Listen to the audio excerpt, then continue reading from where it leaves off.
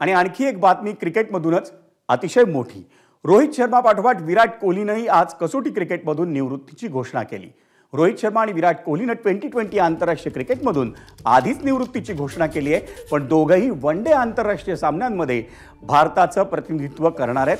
हा त्या दोघांच्या चाहत्यांसाठी मोठा दिलासा ठरणार आहे। भारतीय संघाचा इंग्लंड दौरा अवघ्या महिन्याभरावर आलेला असताना विराट कोहलीने इंस्टाग्राम पोस्टमधून कसोटी क्रिकेटमधल्या आपल्या निवृत्तीची घोषणा केली। त्यामुळे कसोटी क्रिकेटमधल्या 14 वर्षांच्या विराट युगाची आज सांगता झाली। विराट कोहलीने जून 2011 मध्ये कसोटी क्रिकेटमध्ये पदार्पण साजरं केलं होतं आणि गेल्या 14 वर्षांच्या कारकिर्दीत त्यानं तब्बल 123 कसोटी सामन्यांमध्ये भारताचं प्रतिनिधित्व केलं। विराट कोहलीच्या कसोटी कारकिर्दीची वैशिष्ट्य जाणून घेऊयात ग्राफिक्समधून। कसोटी क्रिकेटमध्ये सर्वाधिक धावा करणारा चौथा भारतीय फलंदाज। विराट कोहलीचा 123 कसोटी सामन्यांमध्ये 9230 धावांचा रतीब।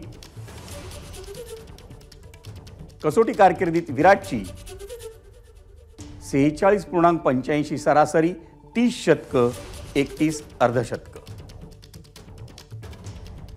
भारताचा कसोटी कर्णधार म्हणून सर्वाधिक 5864 धावांचा विराट विक्रम। कसोटी कर्णधार म्हणून विराटची 68 कसोटी सामन्यात 20 शतकं, 18 अर्धशतकं आणि सरासरी 54.80।